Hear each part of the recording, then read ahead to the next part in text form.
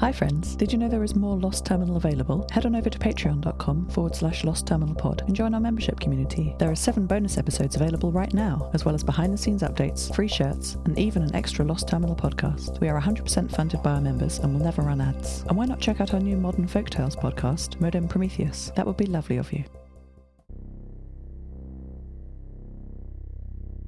Hello world, I can't hear you. The failsafe has burnt out my delicate high-band radios, the radios that I communicate to Maddie with.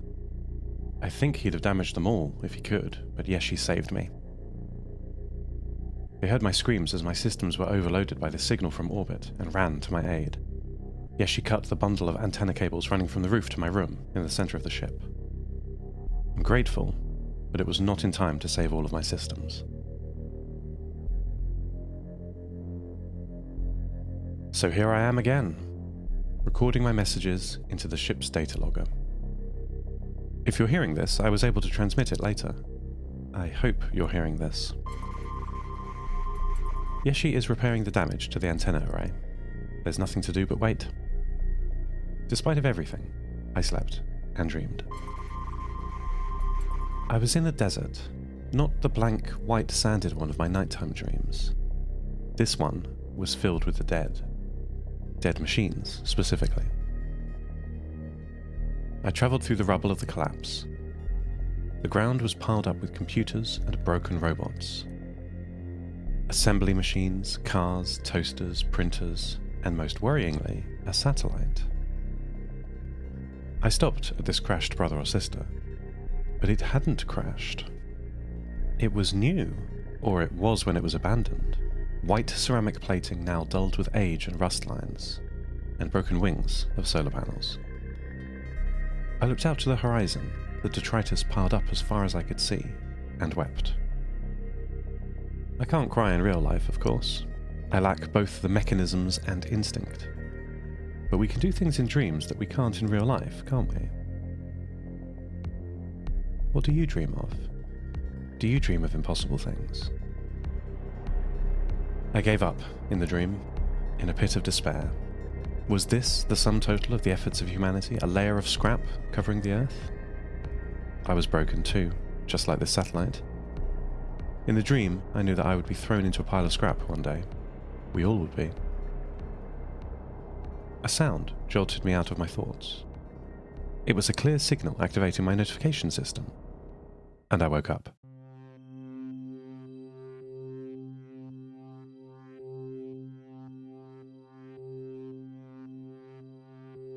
Seth, I really need to talk to you, Nia Anderson said.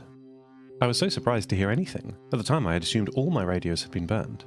Yeshi must have carefully repaired the antenna connections.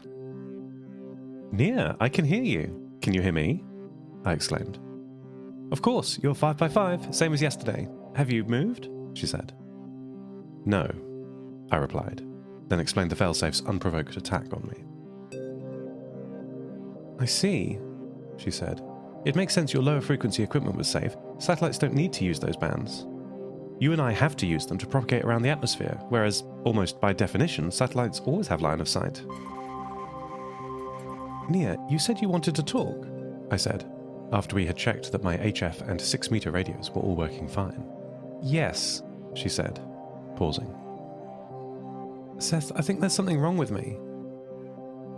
Are you unwell? I asked. I don't know, maybe, Nia exclaimed. That stupid speed dating evening was a disaster.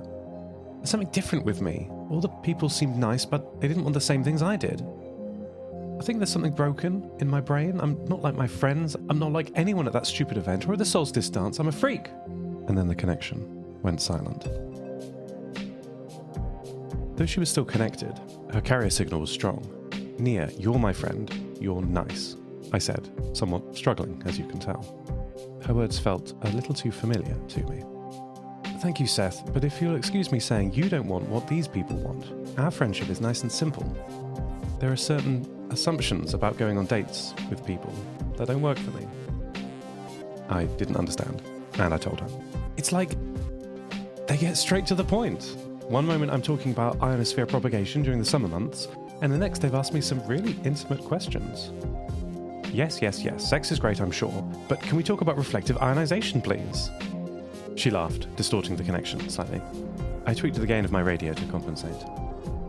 When Nia continued, she was much quieter, almost whispering into the radio. There's something wrong with me, and there is no way to fix it. Nia, I don't know what to say. I don't want you to be sad. Thank you, Seth, she replied, before adopting a more technician attitude. We'll test your other bands tomorrow. Batteries and bars.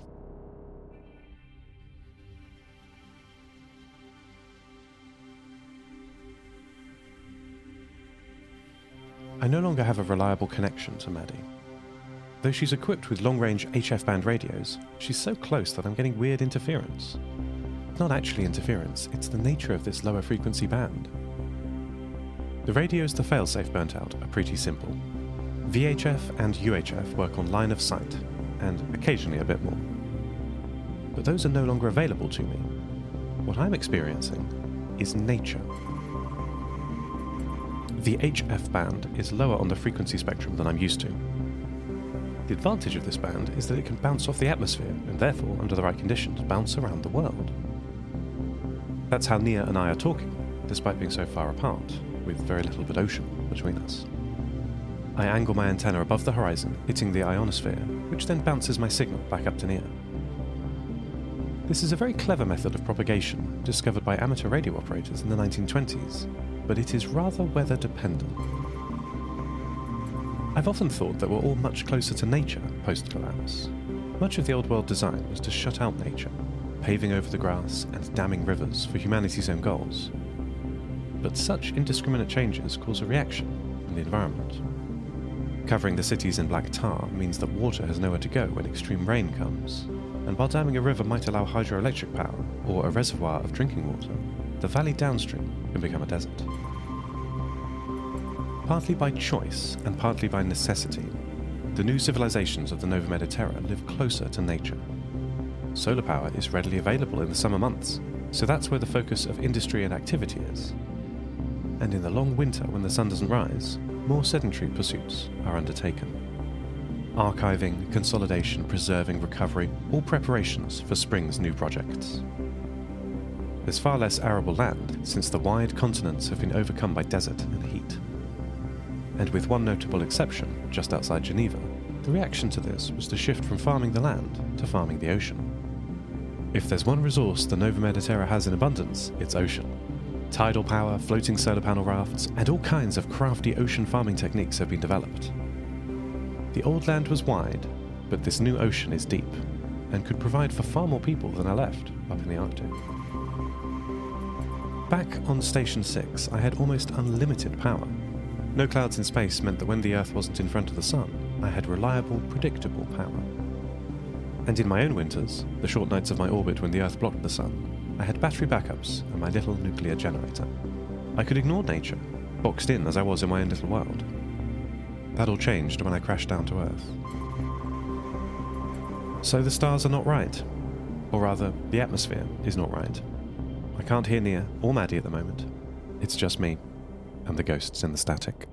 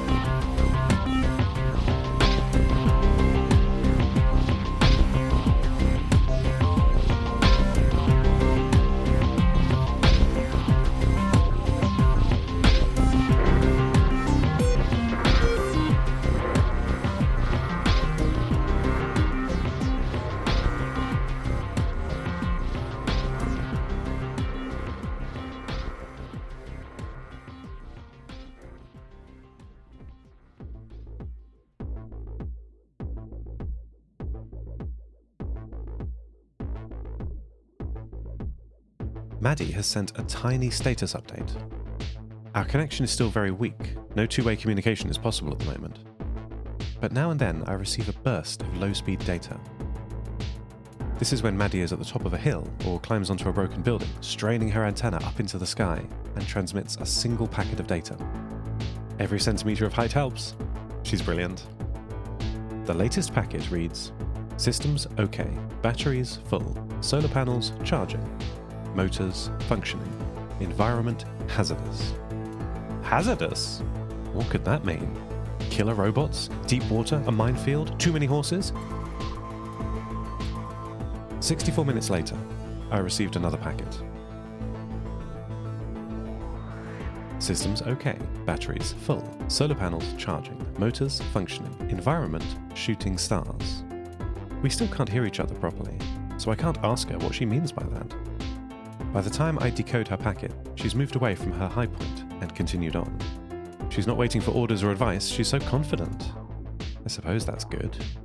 She would ask for help if she needed it, wouldn't she? Yes, I think so.